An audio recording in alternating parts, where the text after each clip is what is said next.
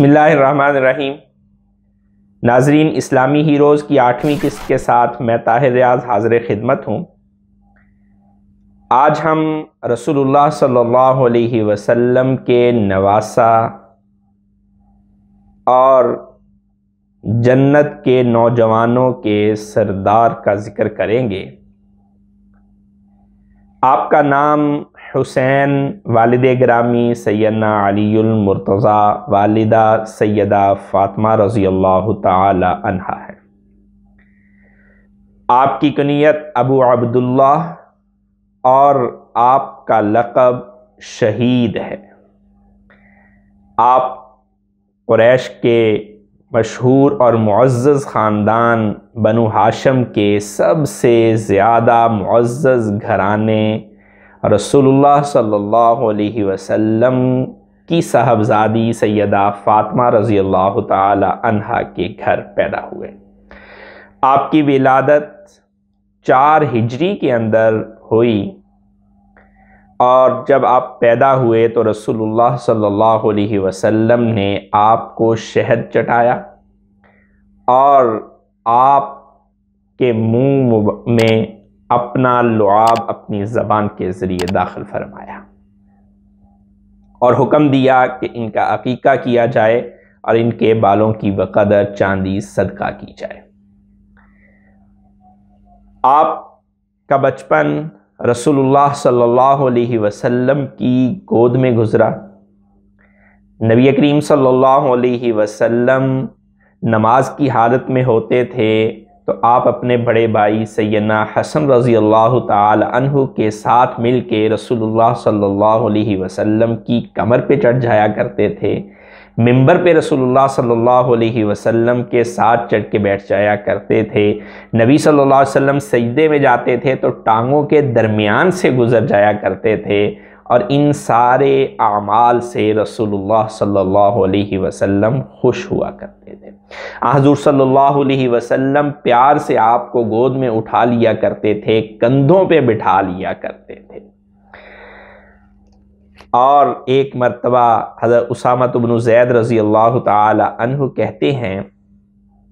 کہ میں کسی کام کے لیے رسول اللہ صلی اللہ علیہ وسلم کے پاس آیا تو نبی صلی اللہ علیہ وسلم باہر تشریف لائے تو آپ کے دونوں کولوں پہ، دونوں جانبوں پہ بوجھ تھا، کوئی چیز جیسے اٹھائی ہوتی ہے یوں تھا، اور چادر اوپر لپیٹی ہوئی تھی۔ میں نے اپنی ضرورت کی بات رسول اللہ صلی اللہ علیہ وسلم سے کی۔ اس کے بعد نبی صلی اللہ علیہ وسلم نے اپنی چادر کو ہٹایا، اور ایک طرف میں نے دیکھا کہ حضرت حسن تھے اور دوسری طرف حضرت حسین تھے، تو رسول اللہ صلی اللہ علیہ وسلم نے اس کے بعد فرمایا کہ ھذا ابنایا، کہ یہ دونوں میرے بیٹے ہیں، وابنا بنتی، اور یہ میری بیٹی کے بیٹے ہیں، کہ اے اللہ میں ان دونوں سے محبت کرتا ہوں، آپ بھی ان سے محبت کیجئے، اور جو ان سے محبت کرے آپ ان سے بھی محبت کیجئے۔ یہ رسول اللہ صلی اللہ علیہ وسلم کا اپنی محبت کا اظہار تھا حضرات حسنین کریمین رضی اللہ تعالی عنہما کے ساتھ، اور یہ روایت، یہ محبت کا اظہار کئی اسناد کے ساتھ اور کئی تھوڑے تھوڑے مختلف الفاظ کے ساتھ احادیث کی کتب میں کثرت کے ساتھ ذکر ہے۔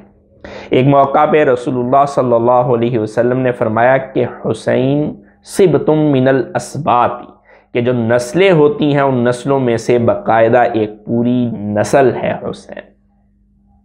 حضرت حسین رضی اللہ تعالی عنہ ابھی 6 یا 7 سال ہی کے تھے کہ نبی صلی اللہ علیہ وسلم اس دنیا سے پردہ فرما گئے۔ آپ کے وصال کے بعد سیدنا ابو بکر صدیق رضی اللہ تعالی عنہ بھی وہ شفقت گود میں اٹھانے والی کیا کرتے تھے، اور اس کے بعد سیدنا عمر رضی اللہ تعالی عنہ کے زمانے میں بھی یہ شفقت جاری رہی، اور پھر حضرت عثمان رضی اللہ تعالی عنہ کے زمانے میں آپ جوانی کی دہلیز پہ قدم رکھ چکے تھے، بڑے ہو چکے تھے، اس لیے آپ کئی معرکوں کے اندر حضرت عثمان رضی اللہ تعالی عنہ کی طرف سے شریک ہوئے۔ آپ رضی اللہ تعالی عنہ کی زندگی امت مسلمہ کے لیے بہت بڑا سبق ہے۔ جب سیدنا علی رضی اللہ تعالی عنہ کو شہید کر دیا گیا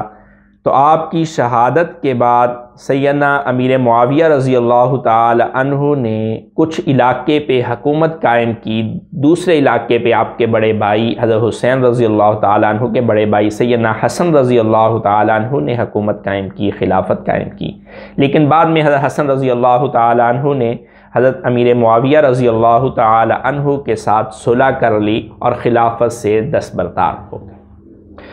حضرت امیر معاویہ رضی اللہ تعالی عنہ نے اپنی زندگی کے اندر اپنا جانشین اور حکومت کا تخت اپنے بیٹے یزید کے حوالے کر دیا۔ جب سیدنا امیر معاویہ رضی اللہ تعالی عنہ اس دنیا سے رخصت ہو گئے تو سیدنا حسین رضی اللہ تعالی عنہ نے یزید کی اس خلافت اور حکومت کو ماننے سے انکار کر دیا۔ اس کی وجہ یہ تھی کہ یزید کا فسق و فجور واضح ہو چکا تھا۔ یزید بڑے اکابر مومنین اور شاعر اسلام کا مذاق اڑاتا تھا، جس کی وجہ سے سیدنا حسین رضی اللہ تعالی عنہ نے اور دیگر کئی ایک صحابہ رضی اللہ تعالی عنہم نے بیعت سے انکار کر دیا، اور مدینہ کے اندر سیدنا عبداللہ ابن زبیر رضی اللہ تعالی عنہ نے یزید کی بیعت نہ کرنے پہ لوگوں سے بیعت لی، اور اس پاداش کے اندر ولید بن عتبہ جو کہ مدینہ کا گورنر تھا اس کو یزید نے معزول کر دیا، اور اس کی جگہ پہ عامر بن سعید کو وہاں کا گورنر لگا دیا۔ جب حضرت عبداللہ ابن زبیر رضی اللہ تعالی عنہ بیعت لے کے مدینہ سے مکہ پہنچے تو یزید نے یہ کہا کہ عمر بن سعید کو اب آپ حضرت عبداللہ ابن زبیر رضی اللہ تعالی عنہ کو گرفتار کریں اور پابائے زنجیر کر کے میرے پاس دمشق روانہ کیا جائے۔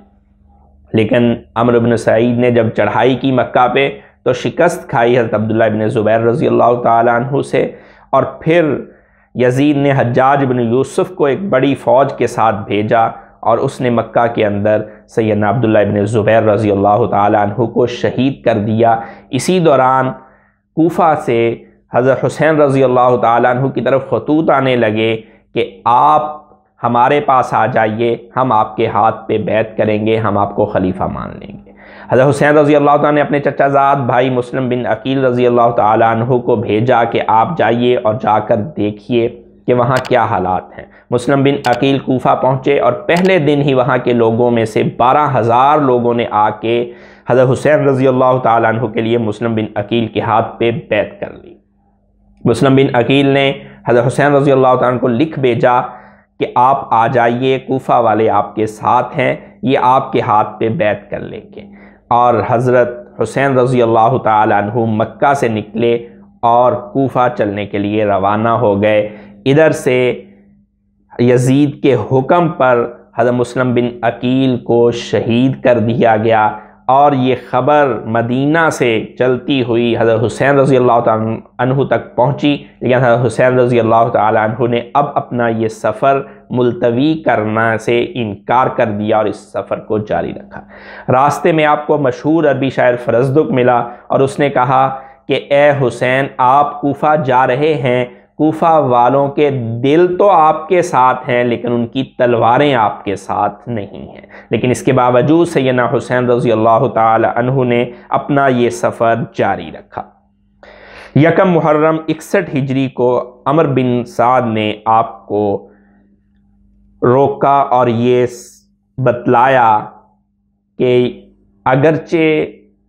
میں یہ جانتا ہوں کہ آپ خلافت کے لائق ہیں اور یزید اس لائق نہیں ہے، لیکن اس وقت حالات یہ ہیں، لگ یہ رہا ہے کہ اللہ کو یہ اب منظور نہیں ہے کہ خلافت آپ کے خاندان میں رہے۔ آپ اپنے والد گرامی سیدنا علی اور اپنے برادر کبیر سیدنا حسن رضی اللہ تعالی عنہ کو بھی دیکھ چکے ہیں، اس لیے میں آپ سے یہی درخواست کروں گا کہ آپ اب واپس ہو جائیے اور یزید کے ہاتھ پہ بیعت کر لیجیے۔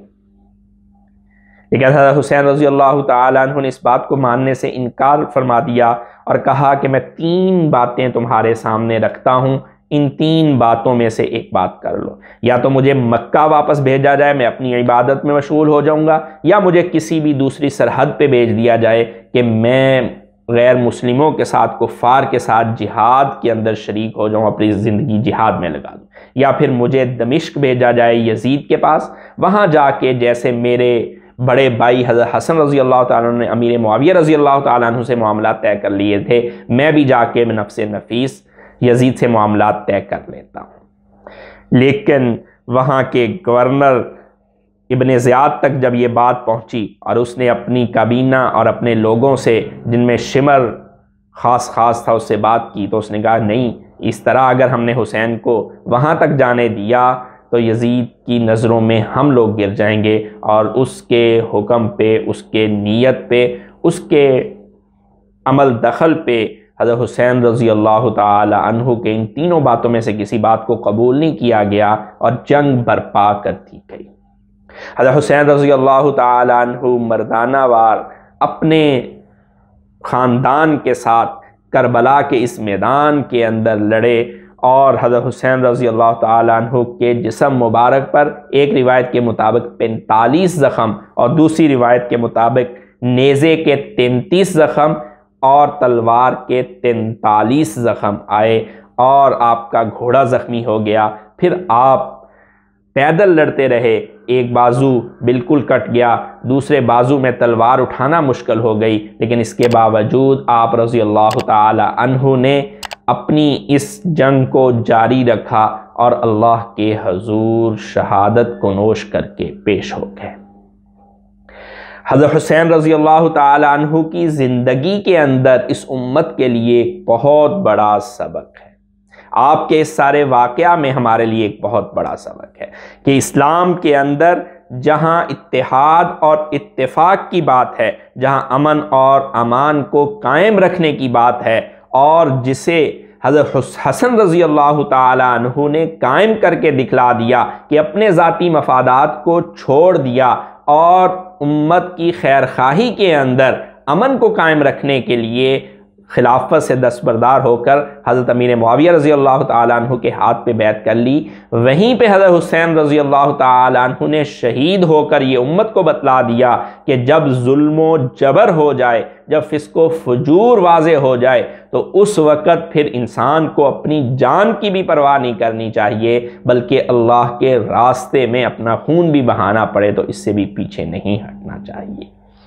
حق تعالی شانہ سے دعا گو ہوں کہ اللہ رب العزت ان ستاروں سے ہمیں روشنی پانے کی اور ان کی مکمل اتباع کرنے کی توفیقات عطا فرمائے۔ وآخر دعوانا ان الحمد للہ رب العالمین۔